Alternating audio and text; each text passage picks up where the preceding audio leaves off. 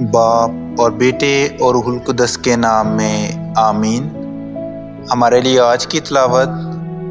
حکمت کی کتاب اس کا 7واں باب اور اس کی 22ویں آیت سے لے کر 8ویں باب کی پہلی آیت تک۔ حکمت میں ایک روح ہے، عقیل، قدوس، مولود وحید، گوناگوں، لطیف، زود حرکت، فصیح، بے عیب، نورانی، ناقابل نقص، نیکی کی محب، تیز فہم، بے بند، محسن، انسان دوست، ثابت، استوار،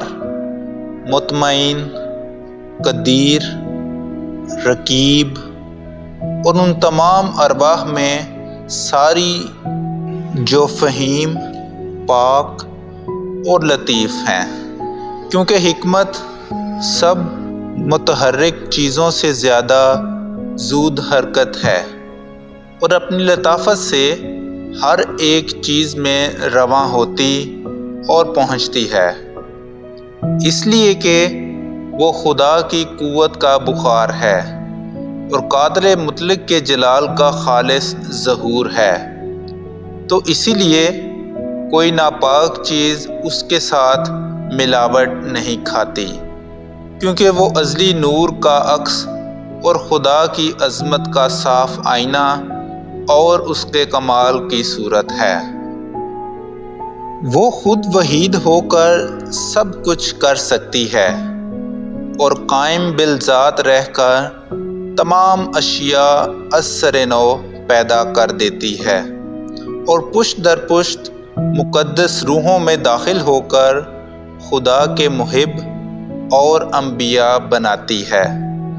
کیونکہ خدا کسی کو عزیز نہیں جانتا سوا اس کے جو حکمت کے ساتھ سکونت پذیر ہے، اس لیے کہ وہ سورج سے زیادہ خوبصورت اور ستاروں کے سب مجموعوں سے اعلیٰ ہے۔ اگر اس کا مقابلہ روشنی سے کیا جائے تو وہ اس سے بیشتر ہے، کیونکہ روشنی کے تعاقب میں رات آتی ہے، مگر حکمت کو